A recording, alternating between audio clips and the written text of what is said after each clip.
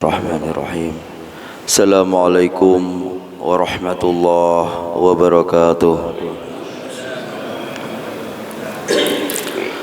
Alhamdulillahi 'allama bil qalam, 'allama al insana ma lam ya'lam. Asyhadu an la ilaha illallah wahdahu la syarika lah, wa asyhadu anna Muhammadan 'abduhu wa rasuluh.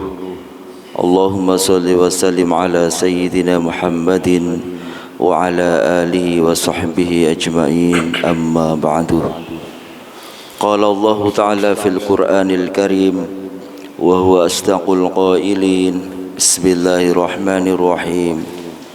Ya ayyuhalladzina amanu tafassahu fil majalis fafsahu yafsakhillahu lakum wa idza qila ansuzu fansuzu yarfa'illahu alladzina amanu minkum walladzina utul ilma darajat wallahu bima ta'maluna khabir. Quran surat Al-Mujadalah ayat 11. Hai orang-orang yang beriman, maka berlapang-lapanglah kalian itu di dalam majlis.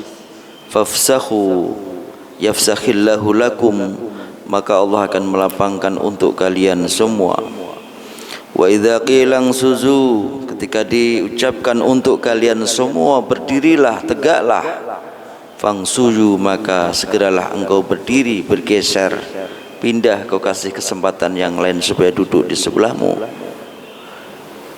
Yarfa'illahu alladhina amanu minkum walladhina utul ilma darajat. Allah akan mengangkat derajat orang yang beriman dan orang yang diberikan ilmu di antara kalian dengan derajat yang tinggi. Wallahu a'lamu wallahu khabirum bima ta'malun. Allah mengerti apa yang kalian kerjakan. Quran surat Al-Mujadalah ayat 11. Ketika Rasulullah membuka majlis ta'lim, maka seluruh sahabat merapat ke depan. Tak ada ruang kosong, tak ada tempat yang kosong. Ternyata pada saat itu datang rombongan dari daerah Badar. Mereka datang dari jauh. Lalu Rasul mengingatkan pada para sahabat, tolong berilah mereka ini tempat duduk. Tapi ternyata sahabat tak mendengarkannya.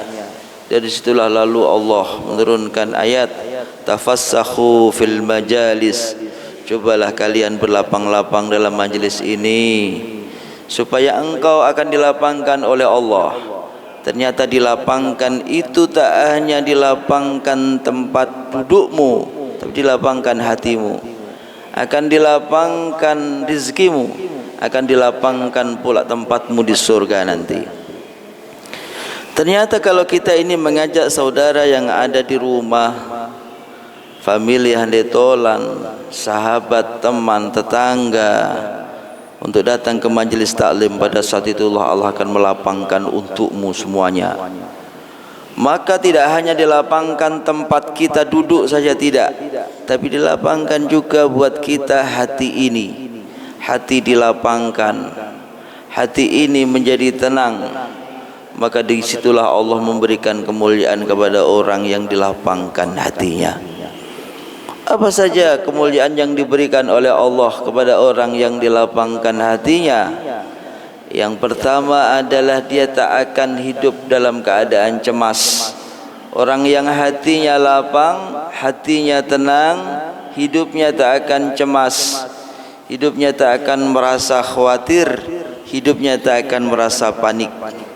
Oh, ada listrik mati misalnya nih. Maka kalau listrik mati, orang yang hatinya tenang, hatinya lapang, dia lalu akan mengembalikan semuanya itu kepada Allah. Oh, tak mengapalah listrik mati, malah bikin token kita enggak cepat habis. Kalau listrik mati bisa mesraan sama istri pakai lilin misalnya. Ini kalau orang yang hatinya lapang, tenang, maka dia akan selalu berpikir yang bagus, berpikir positif atas segala sesuatu yang diberikan oleh Allah itu. Beda halnya dengan mereka yang hatinya tegang, hatinya sempit, maka selalu berpikir yang buruk, Ketika listrik mati lalu dia mengatakan, oh apa masih kurang untung PLN ini, bukankah token ini mahal dibeli kok sebentar mati. Maka ini artinya seorang itu hatinya sempit sehingga akan selalu berfikir yang kurang baik. Ini diantara kelebihan orang yang dilapangkan hatinya, dimuliakan oleh Allah karena hatinya menjadi tenang. Maka disitulah Allah menyatakan, la tahzan innallaha ma'ana. Ketika engkau diuji, ketika engkau sempit, ketika engkau sedang kondisi tak enak, maka disitulah Allah itu menyatakan, la tahzan, engkau tak usah bersedih, innallaha ma'ana, sesungguhnya Allah selalu bersama kita. Ini kemuliaan yang pertama diberikan orang yang hatinya lapang. Jadi ternyata kalau kita ini datang ke majelis taklim sering, maka keseringan kita yang baik itu akan menjadikan hati kita ini lapang, hati kita ini tenang. Ini diantara kemuliaan yang diberikan oleh Allah kepada kita ini yang rajin ke majelis taklim. Lalu kemudian yang kedua, diantara kelebihannya, kemuliaan yang diberikan oleh Allah kepada orang yang hatinya lapang, hatinya tenang adalah orang itu mudah memaafkan kesalahan orang lain. Jadi kalau orang lain berbuat salah, kita mudah memaafkan. Ketika seorang ini belanja online, sudah dibayar lunas, tapi ternyata barang nggak datang-datang, ditunggu tak datang-datang. Dengan kata lain, dia sudah tertipu, barang tak akan dikirim. Maka bagi orang yang hatinya lapang, hatinya tenang, maka dia akan mengatakan, Allah baru mengajarkan kepadaku bagaimana cara aku ini membeli online yang baik. Ini kalau hatinya tenang. Tapi beda halnya ketika seorang itu hatinya tegang, hatinya dia sempit, maka dia akan bilang, meskipun barang itu sejam lagi datang, dia selalu berpikir yang buruk. Dia bilang, ini kurir apa kura-kura ini, nggak datang-datang. Padahal sejam lagi datang barang itu, dia tak tertipu. Jadi kalau seorang ini hatinya lapang, hatinya tenang, selalu memberikan pikiran kita baik. Tapi kalau seorang itu hatinya sempit, pikirannya tegang, pasti selalu memberikan pikiran-pikiran yang kotor. Karena itulah Allah berfirman, wal 'afina 'anil nas wallahu yuhibbul muhsinin. Jadi kalau seorang itu mudah maafkan seorang, maka disitulah Allah akan memberikan seluruh kebaikan untuknya. Jadi hati yang tenang, hati yang lapang, itu kunci seorang itu hidupnya akan menjadi hidup yang selalu berkah sampai akhir hayat. Lalu kemuliaan lagi yang diberikan kepada orang yang rajin ke majelis taklim, ini menurut Quran surat Al-Mujadalah ayat 11, diberikan hati yang tenang, diberikan hati yang lapang. Itu adalah seorang tidak memiliki rasa iri, dengki, hasut kepada yang lain. Tetangga beli mobil baru, hatinya tenang, hatinya lapang, apa dia bilang? Alhamdulillah, semoga berkah. Ini bahasa indah. Allah pun kalau melihat kita mau mengucapkan itu, termasuk ujian loh. Kalau orang itu kalau mau ngecek diri kita ini masih bersih atau sudah kotor, itu melihat teman dekat kita yang dia maju, tiba-tiba beli rumah baru, padahal dia diem-diem aja. Nah kita ini diuji sama Allah, kuat nggak menahan rasa iri itu?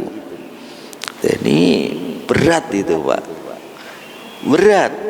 Kecuali orang jauh mungkin nggak apa-apa, orang dekat. Ini kayaknya dia ini kerja juga nggak sungguh-sungguh, cuma main-main. Tiba-tiba duit kok banyak, dapat dari mana ya dapat rezeki sebesar itu, sebanyak itu? Nah, kita diuji sama Allah, maka di situ lapangkanlah hatimu, tenangkanlah hatimu. ucapkanlah yang terbaik. Alhamdulillah, semoga rezekimu berkah. Ucapkanlah kalimat itu. Allah senyum kepadamu, lalu kau bilang, ya Allah, kapan untukku? Jangan iri dulu. Kebanyakan orang kan iri dulu. Maka dari situlah Allah pun menutupnya. Segera cepat atur hati itu menjadi tenang, buatlah hati itu menjadi lapang. Lalu ucapkan dalam-dalam, ya Allah, kapan untukku ya Allah. Andai kau buat itu, maka akan aku berikan kepada anakku yang susah itu. Mau tak, yang anak yang paling kecil itu gak kebagian ini, udah habis, saya udah tua. Seperti itu. Ini adalah bagi orang yang hatinya lapang. Maka rajinlah ke majelis taklim, akan dilapangkan itu semua oleh Allah Subhanahu wa taala. Kalau Allah dia bohong, tagihlah janjinya. Dia adalah shadaqa wa'dahu, yang selalu akan melaksanakan semua janji-janjinya untukmu, akan mengabulkan dan menjawab semua janjinya untukmu. Tak akan bohong. Allah, engkau telah mengatakan, kalau aku rajin ke majelis taklim akan kau lapangkan hatiku, akan kau lapangkan hatiku ya Allah. Maka hari ini ku tagih janjimu itu. Shadaqa wa'dahu, engkau tak pernah berbohong dengan janjimu. Begitu. Tapi beda dengan orang yang hatinya sempit, hatinya tegang. Itu kalau lihat tetangga itu beli mobil baru misalnya, itu mesti ngomongnya negatif, ngomongnya mesti yang tak bagus. Dia akan bilang cicilannya berapa, 5 tahun apa 7 tahun apa 3 tahun. Nah, dia nanya seperti itu. Ini artinya hati itu tak lapang, hati itu tegang, hati itu sempit, sehingga akhirnya akan mengotori otak kita, pikiran kita. Yang seharusnya kita baik kepada teman, saudara, kawan, tetangga, itu semuanya akan menjadi tak baik. Nah, ini kelebihan kemuliaan yang diberikan oleh Allah yang ketiga. Ketika orang itu rajin ke majelis ta'lim, dibuat hatinya menjadi lapang, tak ada iri hati, hasud, dengki. Karena itulah Rasulullah menyatakan, la tahasadu wa la tanajasu wa la tabaghadu wa kunu ibadallahi ikhwana, rawahul Muslim. Hadis diriwayatkan oleh Imam Muslim. Rasul menyatakan, tak usah kalian iri, tak usah kalian sakit hati, tak usah kau menggunjing keburukan orang lain. Wa kunu ibadallahi ikhwana, jadilah engkau hamba Allah yang saling bersaudara, rukun. Ini hadis diriwayatkan oleh Imam Muslim. Kemudian kita gali kembali, ternyata kelebihan orang yang rajin datang ke majelis ta'lim, dilapangkan hatinya, dimuliakan oleh Allah karena ia adalah orang yang rajin bersyukur. Ternyata bapak-bapak yang datang kemari ini diberikan kelebihan rajin bersyukur. Berterima kasih ya Allah, kau berikan aku ini kaki sehat, bisa melangkah, tangan ringan diayun, kepala tak pusing, duduk pun dengan enak kami ini mendengarkan majelis taklim. Maka disitulah Allah melampangkan hatimu. Engkau diberikan kelebihan. Apa kelebihannya? Engkau termasuk orang yang pandai bersyukur pada Allah Subhanahu wa taala, pandai berterima kasih.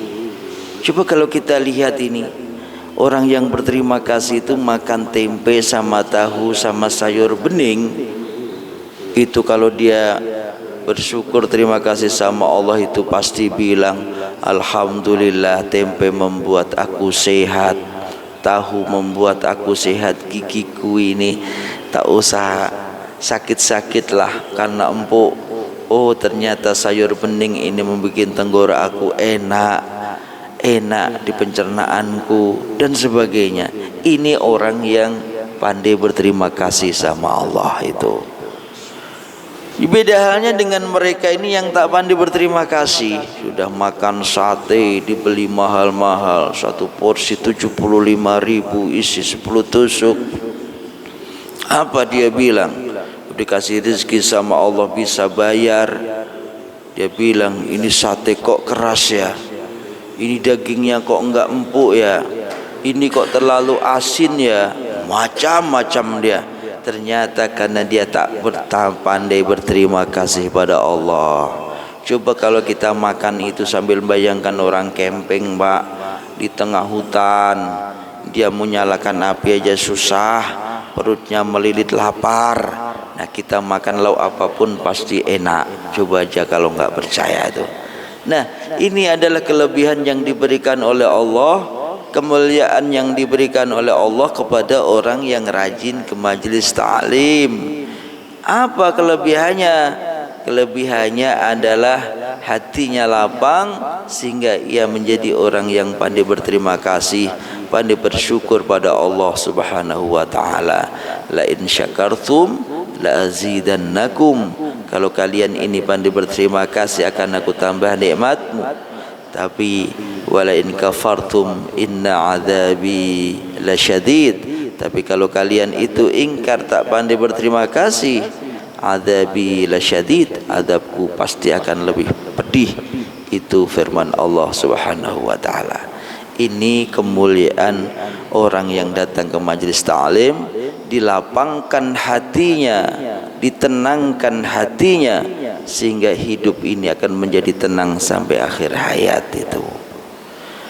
Lalu pula dilapangkan rezekinya. Jadi datang ke majelis ta'lim, jumpa kepada orang-orang, ibu-ibu bilang ke kawannya, nih aku punya kerudung baru, aku punya baju-baju baru bagus, kemarin ada panci awet, mau enggak? Apa kayak gitu enggak bagus? Bagus. Ternyata dari majelis ta'lim ini, Al-Mujadalah ayat 11, itu termasuk bagian kita bersilaturahim kepada sesama. Ternyata menjadikan kita ini dilapangkan rezekinya oleh Allah itu. Jadi rezeki itu yang ngasih Allah, cuma perantaranya kadang teman, sahabat, saudara, tetangga, kadang kawan di online juga bisa. Itu pun bagian dari hikmah yang difirmankan oleh Allah dalam Quran surat Mujadalah ayat 11. Bapak-bapak pun sama tuh, anakku kemarin dapat pekerjaan bagus, ternyata dia enggak betah. Ada enggak di tempatmu pekerjaan? Siapa tuh bisa melamar, bisa masuk sana. Ada lagi, aku punya barang itu mau ku jual karena udah enggak kepake, siapa yang mau? Saudara-saudara, kawan, tetanggamu dan sebagainya. Maka ini adalah bagian dari dilapangkan rezekimu karena engkau itu rajin datang ke majelis ta'lim. Jadi jangan salah penafsiran. Jangan salah penafsiran. Jadi Bapak Ibu yang dimuliakan oleh Allah, itu hal yang baik. Oleh karena itu,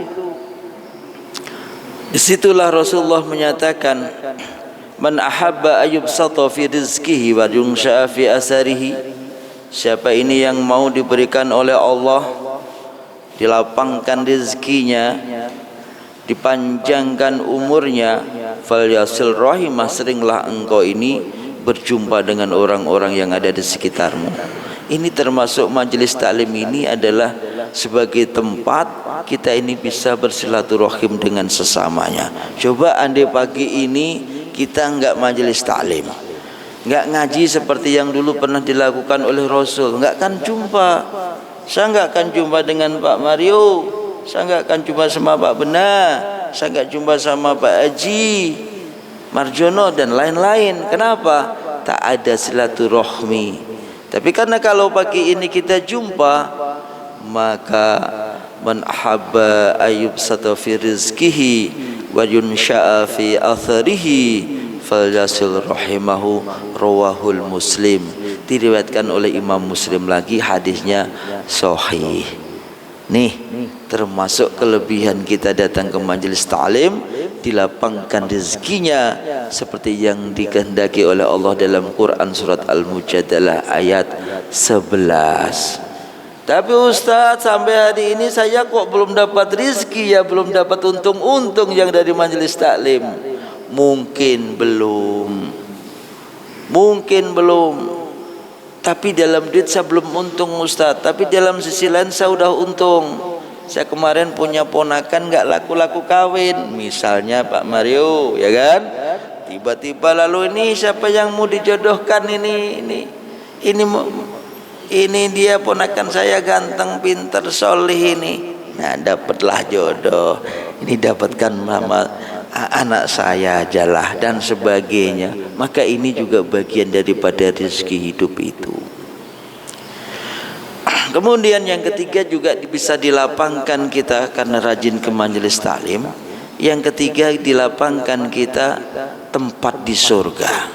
Ada kakek-kakek usia 70-80. Ini mau ngapain ke masjid? Seorang dia nanya, "Kek, ke masjid itu lo mau ngapain? Dah tua, faham juga kadang enggak, masuk ke telinga kadang masuk kadang enggak, rada kabur-kabur." Apa jawab kakek itu? "Enggak apa-apa nak, saya ke majelis taklim ini karena saya ingin cari bekal. Boleh jadi besok-besoknya lagi, minggu depan, bulan depan, tiba-tiba malaikatul maut menjemput. Aku tak faham, tak apa-apa. Yang penting aku datang seperti yang diperintahkan oleh Allah. Aku disayang sama Allah." Apa perintahnya? Tafassahu fil majalis. Kau berlapanglah di majelis. Suruh kita datang ke majelis itu. Makanya tak perlu kau harus pintar kalau majelis taklim, tak perlulah. Tapi yang paling penting adalah kita ini datang ke majelis taklim karena itulah perintah Allah seperti itu. Maka segala yang diperintahkan pasti kalau dituruti akan disayang, kalau dituruti kata akan dicinta, akan diperhatikan oleh Allah Subhanahu wa taala. Kalau 3 hari seminggu yang akan datang, bulan yang akan datang tiba-tiba Allah itu menjemputku, nak, maka aku punya bekal untuk menghadapnya. Ini yang paling hebat itu, yang terakhir. Maka tak usahlah dipikir materinya apa, tak usahlah dipikir apa yang didapat, tak usah dipikir. Tapi kalau tambah informasi, alhamdulillah. Tambah ilmu pengetahuan, subhanallah. Tambah lagi, tambah pinter, semakin tua tambah pinter, enggak mudah pikun, alhamdulillah. Tapi yang paling penting dari semuanya itu adalah kita telah mendatangi apa yang telah diperintahkan oleh Allah Subhanahu wa taala. Kita diperhatikan di ujung usia. Oh, meninggalkan dunia ini dengan senyum, hati lapang, rezeki lapang, dan dilapangkan tempat kita di surga. Amin Allahumma amin. Bapak Ibu yang dimuliakan oleh Allah, itulah yang dikehendaki oleh Allah Subhanahu wa taala dalam Quran surat Al-Mujadalah ayat 11, wallahu a'lam bissawab. Hadirin Bapak Ibu yang dimuliakan oleh Allah, marilah kita ucapkan rasa syukur ini kepadanya dengan ucapan alhamdulillahi rabbil alamin. Pagi ini kita diberi sehat, jasmani sehat, rohani sehat, kaki masih kuat melangkah, tangan kuat mengayun, kepala tak pusing-pusing. Hari ini penuh dengan senyum karena engkau telah bisa mendatangi majelis ini. Memang pada nyatanya majelis ini kita isinya orang-orang tua, manula-manula, ada sebagian yang muda. Kita duduk begini seperti tak berdaya bersimpuh menghadap Allah. Namun percayalah, hati kita bangga, senang karena kita bisa melaksanakan apa yang telah Allah perintahkan. Tafassahu fil majalis. Ini yang utama. Tapi dari semuanya itu tak bisa kita lakukan karena kita ini telah diberikan nikmat yang terbesar dalam hidup ini, yaitu iman. Diberilah kita ini iman oleh Allah Subhanahu wa taala. Kita lahir dengan iman. Kita menjalani hidup ini, bekerja setiap hari, bergerak, bertaamul, bersosial, bertetangga, berkeluarga dengan orang lain adalah dengan iman. Nanti kita kembali kepada Allah juga dengan iman. Nanti kita dibangkitkan lagi setelah mati juga dengan iman. Maka kalimat utama la ilaha illallah Itu yang selalu kita ucapkan, tanamkan dalam hati, tak pernah lepas. Alaiha nahya wa alaiha namut wa alaiha nub'atsu haya. Kalimat itulah kita bisa hidup, kita nanti mati, dibangkitkan kembali hidup lagi dengan kalimat itu. Pendek tapi berarti, pendek tapi bermakna, bagai intan permata yang terpendam di dalam tubuh ini. Itulah kalimat la ilaha illallah Muhammadur Rasulullah. Lalu salawat untuk Rasulullah Muhammad sallallahu alaihi wasallam dengan ucapan Allahumma salli ala sayyidina Muhammad wa ala ali sayyidina Muhammad. Bapak Ibu yang dimuliakan oleh Allah, hari ini kita membicarakan khalifah kedua Andalusia, yaitu Al-Hakam bin Abdurrahman An-Nasir lidinillah.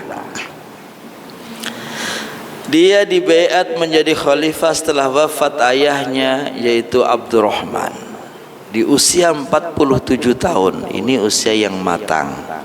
47 tahun itu emosional sudah bisa dikendalikan. 47 tahun sudah lahir sabar. 47 tahun sudah stabil.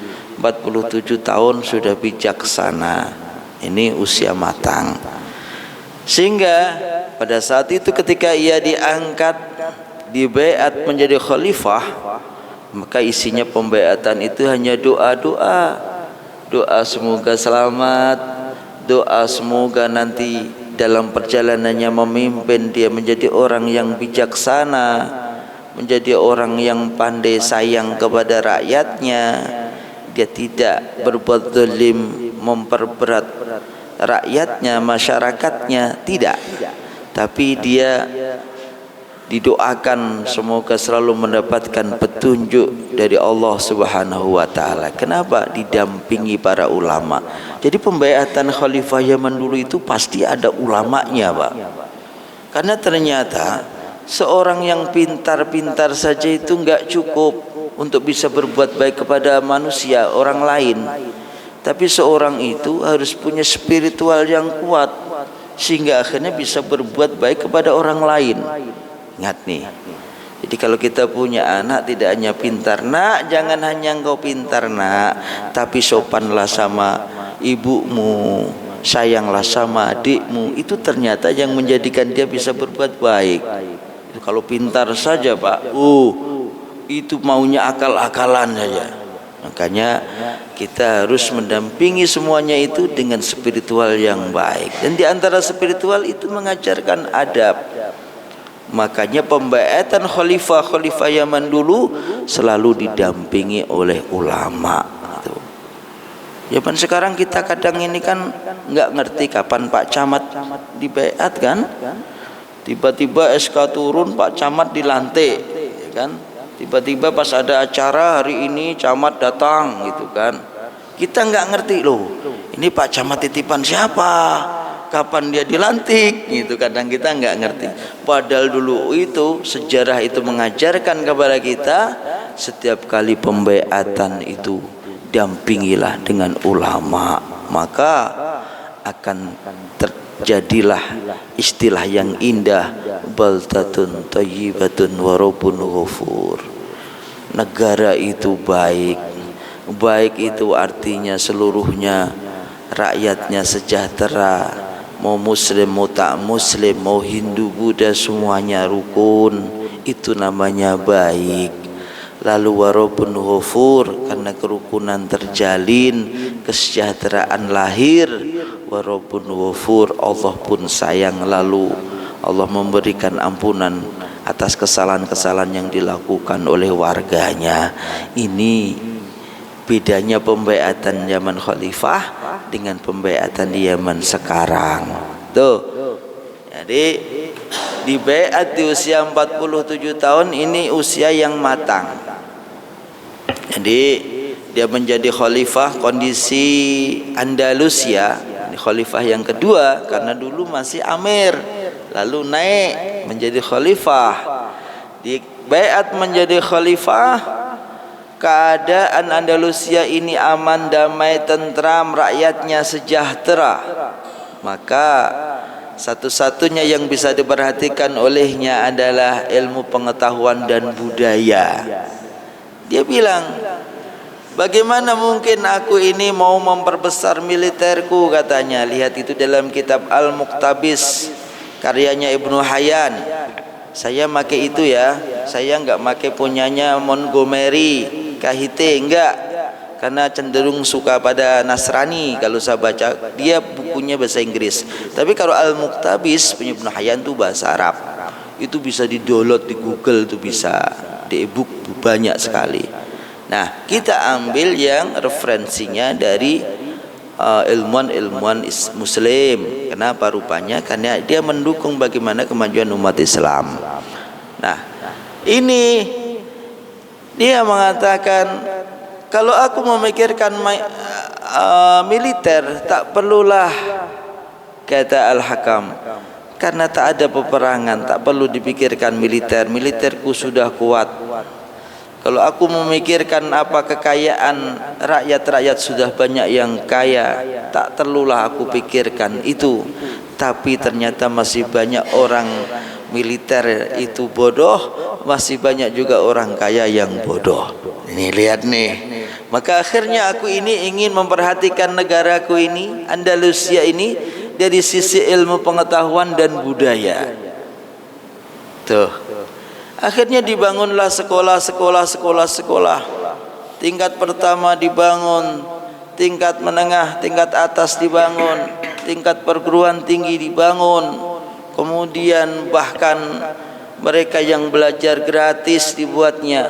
Gratis itu sudah dari dulu, Bu. Zaman saya di Mesir tahun 96 sampai 2005, saya di Mesir itu 9 tahun, 10 tahun saya di Arab, itu jadi orang Arab sana. Itu sekolah tak ada bayar, sekolah itu gratis. Kami diberi beasiswa, tak pernah kami minta sama orang tua, tak pernah saya minta orang tua. Selama di Mesir itu dikasih saku di awal, dijualkan ini itu, berangkatlah saya ke Mesir, dikasih sangu sama menteri agama waktu itu namanya Tarmizi Tahir, tahun 1996 berangkat saya ke Mesir melalui Kementerian Agama. Sampai sana biasa sampai selesai saya S1 sambil S2 sambil saya pulang.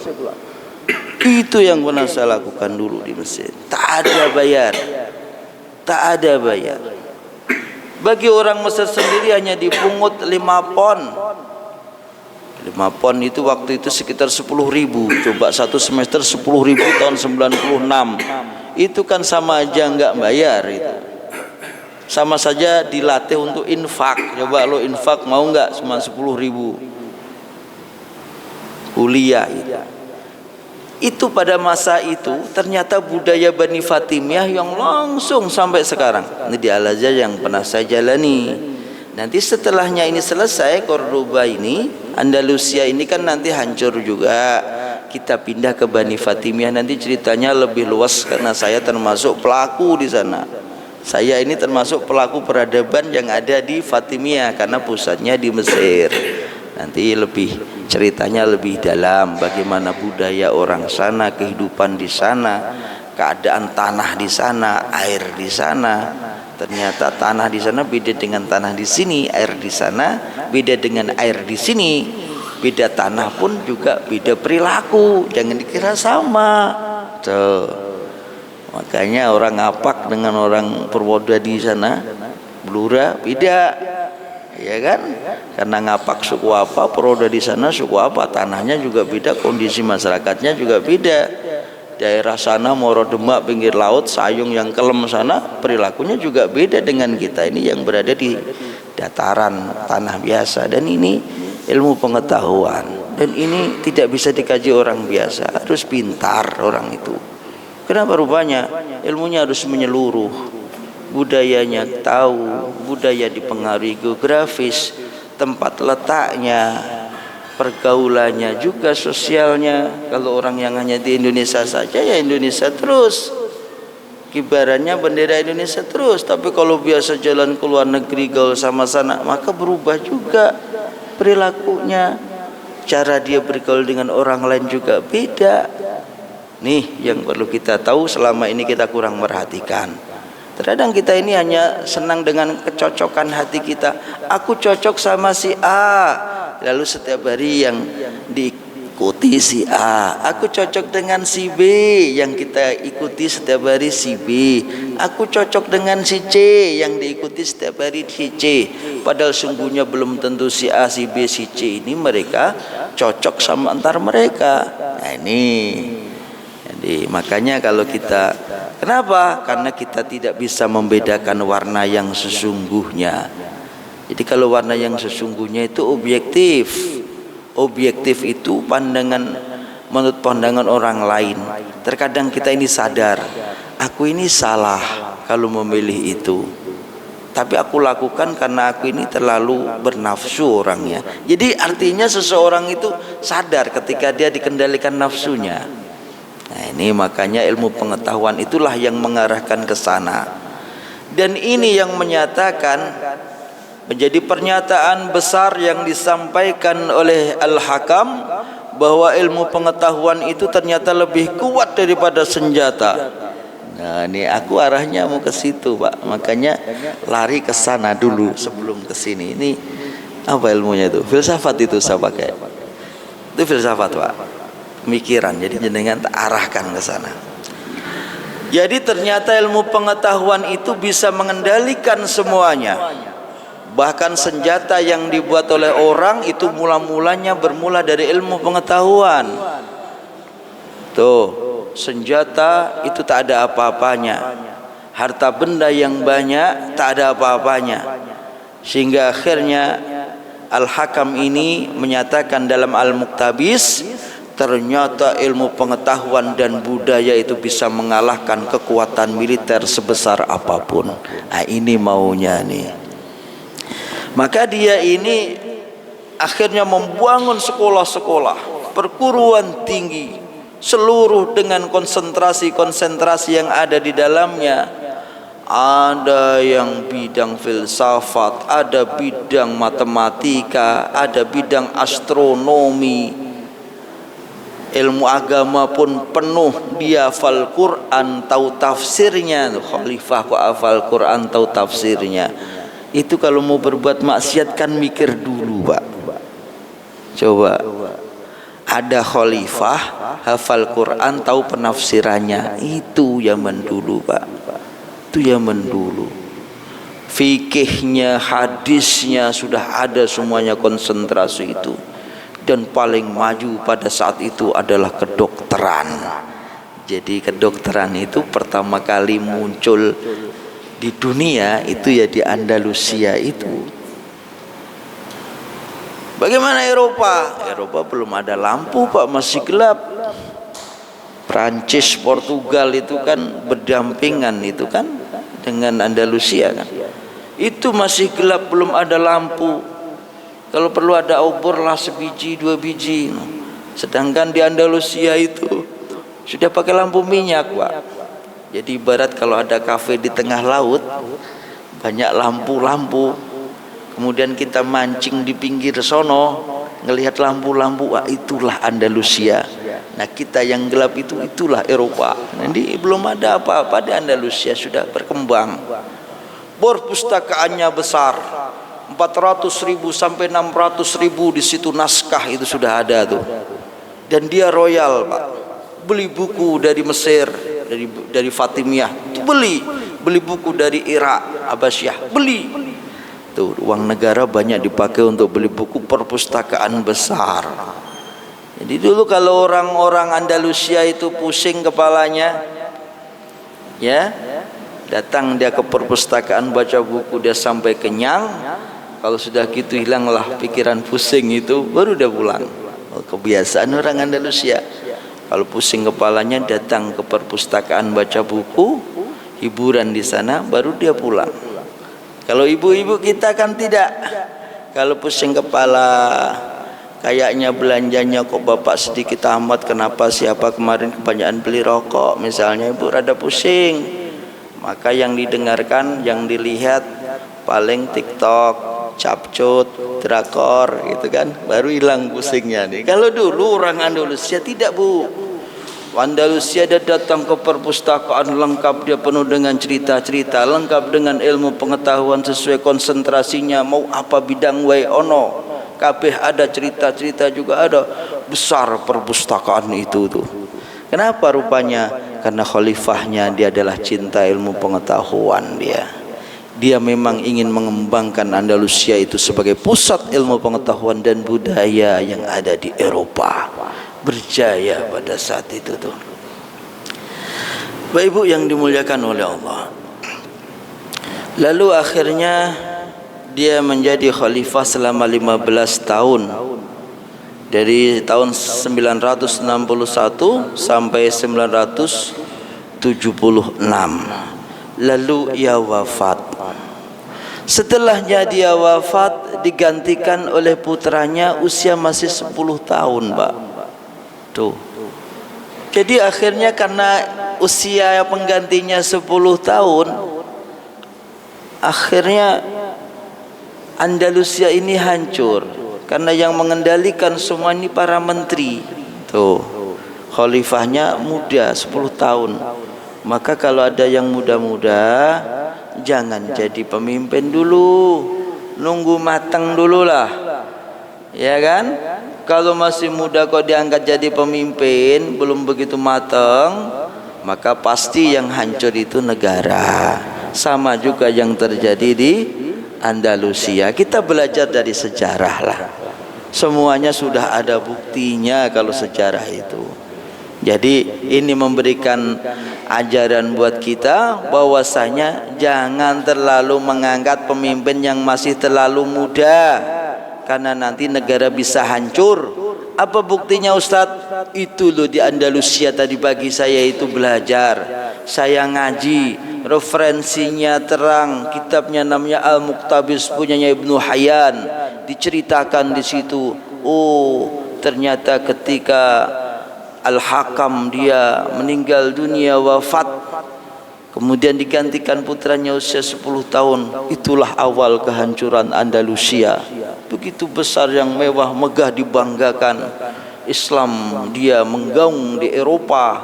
Dia ternyata sekarang menjadi kucing hancur, bahkan mati punah karena gara-gara yang masih terlalu muda diangkat menjadi seorang pemimpin. Maka ini sebagai pengalaman buat kita, pelajaran yang terbaik dalam hidup ini. Ada dua yang mau saya ceritakan, tapi waktunya sudah siang, buburnya juga sudah masuk.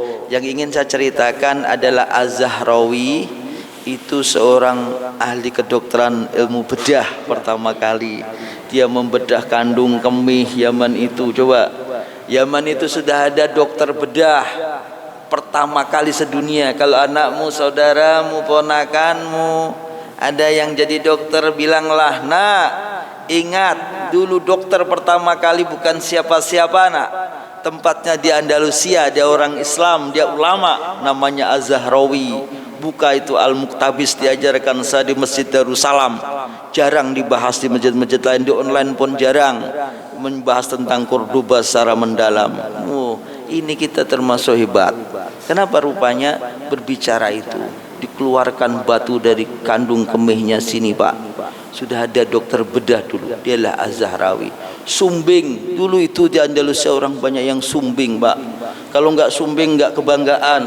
Makanya dia bilang, dia kalau nggak sumbing cucu-cucuku berarti bukan cucu aku, karena kakekku dulu ada yang sumbing. Jadi kalau dia yang sumbing, jangan dibilang itu dulu ngidam nggak keturutan. Jadi kalau ada yang sumbing, memang dia keturunan, begitulah diberikan kemuliaan oleh Allah. Ternyata sumbing dulu itu kebanggaan di Andalusia itu. Az-Zahrawi dia orang pertama kali yang mengoperasi itu. Dioperasi dengan usus domba. Kita ini kadang nggak mengerti ternyata usus domba itu sangat bermanfaat. Kalau kita korban itu usus dibuang-buang, ya kan? Kadang dicibir-cibir. Nah, bikin asam urat. Ternyata di balik dia buat bikin asam urat, ya kan? Dan asam-asam yang lain, ya kan? Dan ini pun ternyata punya hikmah yang besar. Jadi usus domba itu dulu dibuat sebagai benang yang bisa untuk menyambungkan antara daging kita dengan daging yang lain, ditempelin, dibaut dengan, dijahit dengan usus domba, itu bisa nempel, nggak perlu dicabut lagi. Itu siapa yang menemukan? Az-Zahrawi itu. Dulu dia sudah menjadi dokter bedah, bukunya besar, namanya At-Tasrif. Itu ada 30 jilid, panjang 1 meter begini nih. Gimana kapan ngebacanya? Lalu orang Eropa dia melihat, oh di sini sudah ada orang hebat, diterjemahkan dia dalam bahasa Latin. Kalau kita bilang namanya ensiklopedi kedokteran, dan sekarang menjadi referensi seluruh kedokteran yang ada di dunia. 200 halaman dilihatkan, ini gambar-gambar, ini sebagai pisau alat bedah, ini sebagai gunting mikos, inilah yang namanya kauter. Ini dulu kalau orang pendarahan bisa di stop pakai ini. Sudah ada zaman dulu, Pak. Ini namanya sekaptel, ini lo pisau-pisaunya. 200 halaman dia penuh dengan gambar-gambar alat-alat kedokteran, alat bedah yang sudah ada sejak zaman dulu. Dan itu sekarang menjadi sebagai referensi di fakultas kedokteran, dan alat-alatnya pun sampai sekarang nggak beda. Coba lihat itu, Bapak buka e-book, buka buku yang ada di Google ini, lalu lihat dia di situ, itu namanya At-Tasrif, itu karyanya Az-Zahrawi, itu 200 halaman semua. Sesudah saya buka, sudah saya cek benar apa enggak ini sebelum saya sampaikan. Nanti kalau salah maka jadi persoalan di hari yang akan datang. Saya buka, gambarnya sama, pisaunya sama, guntingnya sama. Ada yang lurus, ada yang bengkok sesuai dengan kebutuhan kesehatan yang dibutuhkan. Dalam kedokteran ada gunting bengkok, Pak. Ini beda sama kita. Kalau kita sukanya gunting lurus, ini ada gunting yang bengkok, dia melengkung sesuai dengan kebutuhan dalam kesehatan itu. Nah, ini ulama besarnya. Ada pula Ibnu Hayyan. Insya Allah kita sampaikan di pekan yang akan datang, karena ini sudah terlalu panjang. Kalau panjang kata ibu-ibu sih senang, ya kan? Ya kan? Nah, sudah panjang, udah lama, dan mudah-mudahan dan bisa memberikan manfaat buat kita. Insya Allah kita sambung pekan depan yang lebih bagus lagi, lebih menarik lagi, ilmu pengetahuannya lebih oke lagi, sehingga kita ini lebih rajin lagi datang ke majlis. Tafassahu fil majalis, dengan satu harapan, tujuan disayang oleh Allah Subhanahu wa ta'ala. Ini dulu pertemuan kita, akhirul kalam. Wassalamualaikum warahmatullahi wabarakatuh. Allahumma salli ala